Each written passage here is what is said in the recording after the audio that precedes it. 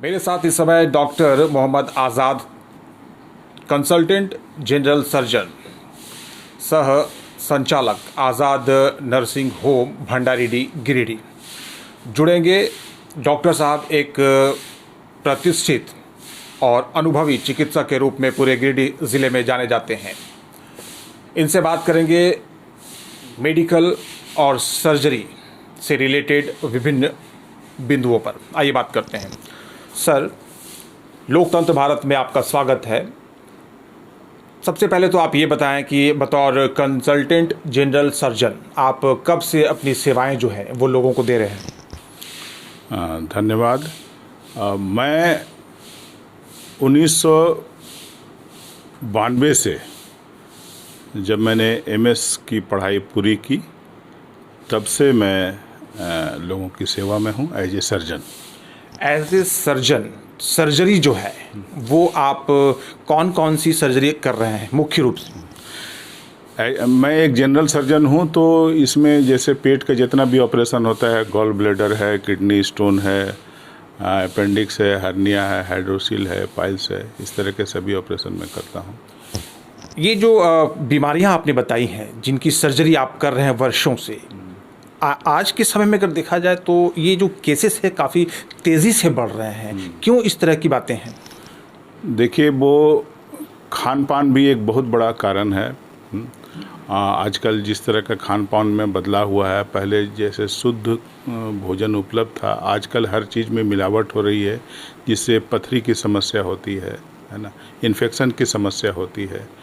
और एक और भी कारण है, जो बीमारियां बढ़ रही हैं तो पॉपुलेशन भी बढ़ रहा है, तो ज़्यादा संख्या में मरीज अब बन रहे हैं। सर, सर्जरी जो है वो मैनुअल हुआ करती थी आरंभ से ही, अभी भी हो रही है, लेकिन अभी मशीनों का भी इस्तेमाल सर्जरी में हो रहा है। कितना सेफ है मशीन सर्जरी के लिए, और मैनुअल से जो सर्जरी वर्षों से सदियों से होता आ रहा है वो किस तरह?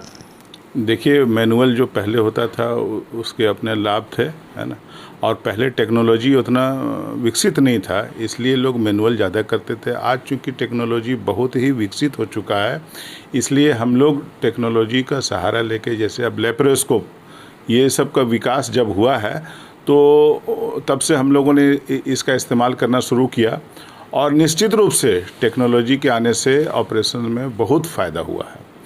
पहले जो हम लोग, जैसे एक उदाहरण के तौर पर गॉल ब्लैडर का ऑपरेशन करते थे ओपन, उसमें 6 इंच के लगभग का चीरा लगता था।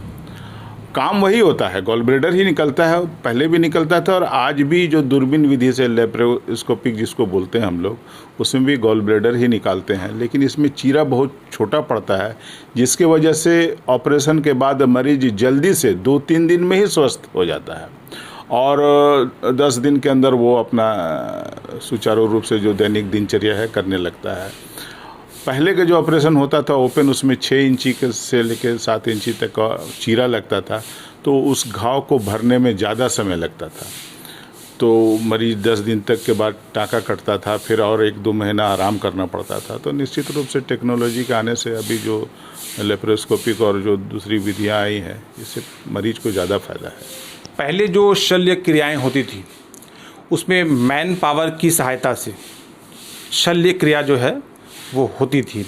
वर्तमान समय में एनेस्थेटिक का इस्तेमाल हो रहा है। एनेस्थेटिक के कुछ साइड इफ़ेक्ट्स भी हैं क्या? हाँ, एनेस्थेसिया के भी हैं, निश्चित रूप से। अच्छी एनेस्थेसिया में भी बहुत विकास हुआ है, पहले के बनस्पत। पहले जब हम लोग ट्रेनिंग ले रहे थे उस समय ईथर का इस्तेमाल ज़्यादा होता था।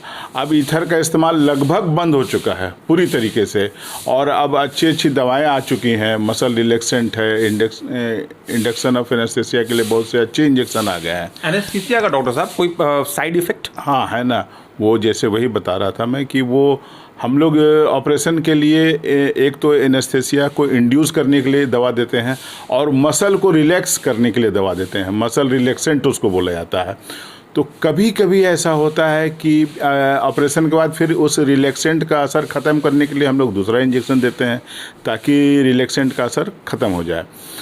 लेकिन कभी कभी जो बाद में हम दवा देते हैं एंटीडोट, रिलैक्सेंट का असर ख़त्म करने के लिए, वो कभी कभी कामयाब नहीं होता है।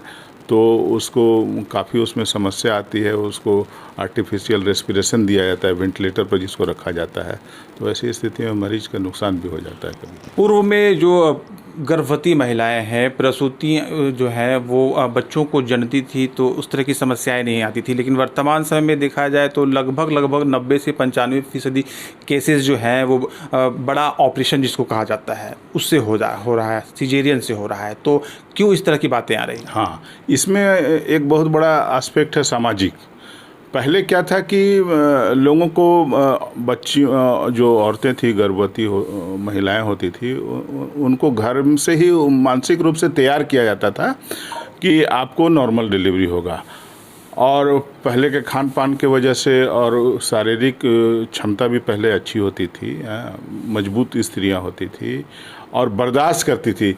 डिलीवरी जो नॉर्मल होता है उसमें पेन होता है, बिना पेन हुए बच्चा नीचे आएगा नहीं, तो उस पेन को बर्दाश्त करने की क्षमता होनी चाहिए। आज की बच्चियों में वो क्षमता कम हो गई है एक, और अटेंडेंट भी थोड़ा सा ये हो गए हैं, सेंसिटिव ज़्यादा हो गए हैं। वो उन लोग भी बहुत बार प्रेस करते हैं कि आप जो है, मेरे बच्चे को बहुत तकलीफ है, आप ऑपरेशन कर दीजिए। मैटरनिटी हॉस्पिटल्स हो या फिर दूसरे क्लिनिक्स, वहाँ पर आज के टाइम में अगर देखा जाए तो एक तरह से व्यवसाय हो रहा है। पेशेंट्स के साथ जो ट्रीटमेंट उनका हो रहा है वो एक तरह से कस्टमर की तरह हो रहा है। वहाँ पर दवाइयाँ जो है वो वहीं पर आपको लेना है और दूसरी जो मेडिकल फैसिलिटीज़ है वो आपको वहीं से लेना है, और उनकी कीमतों में अगर बात की जाए तो काफ़ी इजाफा है। तो इस तरह की बातों को आप किस तरह से देखते हैं, आप चूँकि अनुभवी डॉक्टर हैं? हाँ, उसमें ऐसा है कि देखिए, ये तो अलग अलग हॉस्पिटल का अपना नियम है। हमारे यहाँ जैसे है कि हम लोग दवा लिखते हैं, दवा हमारे यहाँ से ले, बाहर से ले, कहीं से भी ले, हम जो लिखे हैं वो ला के हमको दिखा ले। एक दूसरा है कि देखिए, हॉस्पिटल में दवाओं की सुविधा इसलिए भी रखी जाती है कि आपको किस वक्त किस दवा की ज़रूरत होगी, आप बार बार बाज़ार जाके किस दुकान में मिलेगा ये भी कहना मुश्किल होता है। इसलिए हॉस्पिटल्स जो है अपनी जगह फार्मेसी रखते हैं, तो मरीजों की भलाई के लिए रखते हैं। एक दूसरी बात यह है कि जहाँ तक उसकी दवाइयों की कीमत के बारे में आपने पूछा, तो उसमें है कि MRP रहता है लिखा हुआ, उससे ज़्यादा तो कभी कोई चार्ज नहीं करते हैं। और आप सभी जगह, जैसे आप बड़े बड़े मॉल में जाते हैं तो वहाँ जो MRP रहता है उस पर आप सामान खरीदते हैं, वहाँ पर लोगों को कोई तकलीफ नहीं होती। यहाँ दवाइयाँ MRP पर खरीदने में तो तकलीफ नहीं होनी चाहिए। लगातार वर्षों तक पढ़ाई करने के बाद, बहुत ही मेहनत, परिश्रम और डेडिकेशन के बाद कोई चिकित्सक बनता है, आप जैसा चिकित्सक बनता है। लेकिन आज के समय में बहुत सारे विश डॉक्टर्स हैं, झोला छाप डॉक्टर्स हैं, जगह जगह पर क्लिनिक्स खुले हुए हैं, वहाँ पर मुद्रा मोचन हो रहा है, भ्रूण जो है उसे जांचा जा रहा है। तो इस तरह की जो शिकायतें आप देखते हैं या फिर इस तरह के जो समाचार आपको सुनने को मिलते हैं, इस पर आप क्या कहना चाहेंगे? ये देखिए, भ्रूण जांच जो होता है वो तो निश्चित रूप से गलत है, लेकिन इसका दूसरा पहलू ये कि कौन कराने जाते हैं जांच। डॉक्टर तो किसी को बुला के नहीं जांच करते हैं, तो इसमें तो समाज के लोगों की भी दायित्व बनती है कि हम ऐसा काम नहीं करें। समाज की बुराई है जो डॉक्टर के पास चली जाती है ना। और दूसरा है कि झोला छाप डॉक्टर, तो अभी तक लोगों को उतनी जागरूकता नहीं आई है कि वो MBBS कौन है, MS कौन है और झोला छाप कौन है। लोग जाके झोला छाप के यहाँ कराते हैं इसलिए कि वहाँ पर देखिए, अभी आप जैसे कहा कि आपने कहा कि अब बहुत मेहनत से हम लोग बनते हैं, कंपटीशन देते हैं 2-2 बार, तब आते हैं सिलेक्शन होके और काम सीखते हैं। 12 साल 15 साल लगता है एक MS सर्जन बनने में। हमसे ऑपरेशन ना करा के वो झोला छाप से ऑपरेशन कराते हैं। वो परेशानी तो उनको होगी। जनता को ये समझना होगा कि कौन सही डॉक्टर है, आप उनके पास जाएं। और इसमें मीडिया का भी हम चाहते हैं कि उसमें उनका योगदान हो, लोगों को बताएं कि कौन सही डॉक्टर हैं, कौन गलत डॉक्टर हैं। कोलकाता में जो बहुचर्चित अभी डॉक्टर रेप हुआ है, गैंग रेप, उस गंभीर मुद्दा है, इस तरह के मामले क्यों हो रहे हैं और इस मुद्दे पर आपका क्या कहना है? देखिए, ये तो बहुत ही गंभीर विषय है और इसकी हम लोग घोर निंदा करते हैं। ऐसा नहीं होना चाहिए। अगर अब लोग, जो हम लोग चिकित्सक हैं, रात दिन सेवा में लगे रहते हैं, निश्चित रूप से कुछ डॉक्टर कुछ बिजनेस माइंडेड हो गए हैं, लेकिन मैक्सिमम लोग आज भी, हम लोग का ऑब्जेक्टिव रहता है मरीजों की सेवा करना। अब हम लोगों के साथ बुरा बर्ताव होगा तो फिर हमारा विश्वास अपने आप पर से हिल जाएगा। और हम जैसे हम सर्जन हैं, हमको आप 100 आदमी लोग आके डराएंगे, धमकाएंगे, तो हम डर जाएंगे। इसलिए कि हमको ट्रेनिंग किसी 100 आदमी से लड़ने के लिए नहीं, बीमारियों से लड़ने के लिए हम लोगों को ट्रेनिंग मिली है। तो हम लोगों को डराया धमकाया जाएगा तो हम निश्चित रूप से अपनी पूरी क्षमता से काम नहीं कर सकेंगे। कोलकाता में जो भी कांड हुआ बहुत ही निंदनीय है। हम लोग ASI के प्लेटफॉर्म से, IMA के प्लेटफॉर्म से इसकी निंदा करते हैं और ऐसा नहीं हो, और सरकार को और समाज को भी, समाज में जागरूकता लानी होगी कि चिकित्सकों को उचित सुरक्षा दी जाए और उनका मनोबल बढ़ा के रखा जाए। अगर हमारा मनोबल गिरा रहेगा तो हम अच्छी सेवाएं नहीं दे सकेंगे।